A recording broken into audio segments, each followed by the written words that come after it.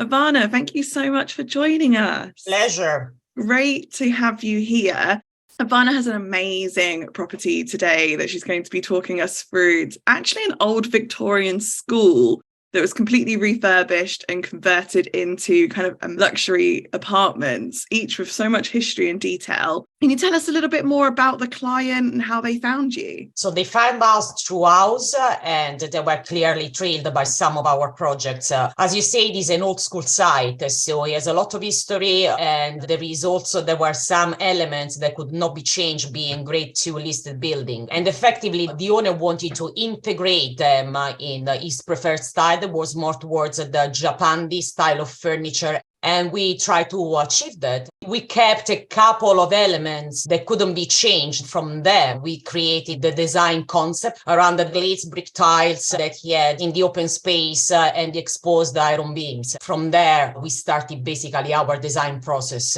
Amazing. Yeah, you kind of touched on there the fact that obviously it is a listed building, has so much heritage, so many incredible and also very well kept period features that need to be considered in the design. I've seen the floor plan, so I know that you kind of changed some of the wall layouts and kind of reconfigured some of the spaces. Can you tell us a little bit more about the decision to do that and the process? Be an old school reconverted, it was planned to have open spaces. So first thing first, what we thought is that we had to create a space that was open, but it was at the same time allowing the client privacy if required. And we decided to leave the open plan by using pocket doors so you can close up when needed each space. They also had a lovely balustrade on the mezzanine floor, which was getting the light through, but at the same time, the mezzanine was hosting the bedrooms and it was not giving enough privacy. So we decided to go all the way up with what was initially just a glass balustrade, creating the effect of separating the room like if you are in an aquarium, if you want. So you can see through, but you are divided. So we created walls and closed the bedroom and full height, leaving instead open the study area, giving you the idea and physically the option to look below on the void. Yeah, it must be an amazing space to work from. You mentioned then at the top that it is a listed building. Did you kind of face any difficulties when you were wanting to make those structural changes to the space? Not particularly, in the sense that if you study a bit the typology of the building and you stick to the regulation, you know what is entitled for you to do and what is absolutely something that you cannot do. Well, it's definitely been mindful of the building, and it's so great to see all of those period touches still there. Let's talk about the kitchen then, because that clearly went under quite the refresh. Can you tell us a little bit more about the decisions in there? So initially what he had is basically didn't have any storage space, and most of the kitchen was going under the mezzanine, so creating a very dark area. So what I've done, I've created a proper storage in between the bathroom and what was the original kitchen. So shifting forward inside the living space, the kitchen, all the height under the mezzanine was optimized, and having only a linear low cabinets, leaving the full height of the space untouched. He had a lot of artworks that he wanted to display as well. So that was the best layout possible. I think it's a really interesting choice, and I think this is a really great example of when decreasing the size of a kitchen by removing that void actually makes it seem so much bigger. So it's such a great choice, and then also creates that utility space, which is just so much more useful then. Yeah, I mean, visually looks less, but the storage created was more, relocating the sink, the hobs, and the tall units for the ovens, that it makes the difference.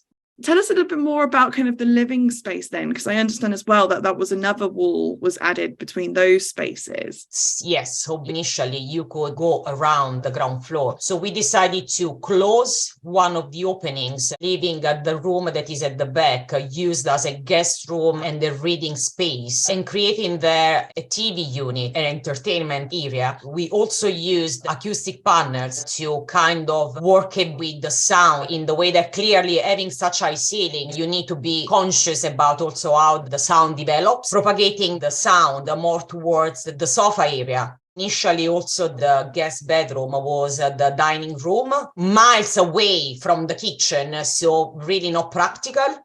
So we created a secluded space that is behind the TV, creating a nice flow. Yeah, it's such a better use of those spaces in that apartment. And the acoustic panels are such a great idea because, yeah, like you said, with such an open area, the sound could potentially be quite a problem for the people sleeping above. Yeah, good to hear. They're quite an effective material choice then. Plus, they're very nice to look at.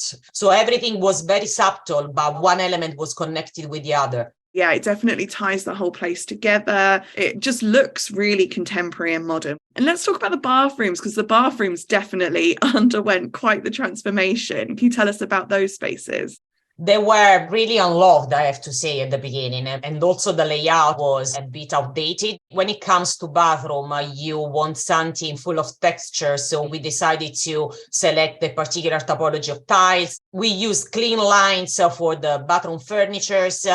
We created extra storage without cluttering too much the space, also because the bathrooms were not full height. Definitely, it's a beautiful space, and that bath must be such a luxury to have. It's a compromise again on what is the practicality that you need every day for the bathroom. Clearly, you don't want anything super shiny that you need to clean constantly. At the same time, the selection of the brassware and the bathtub were so nice to look at, but also very practical.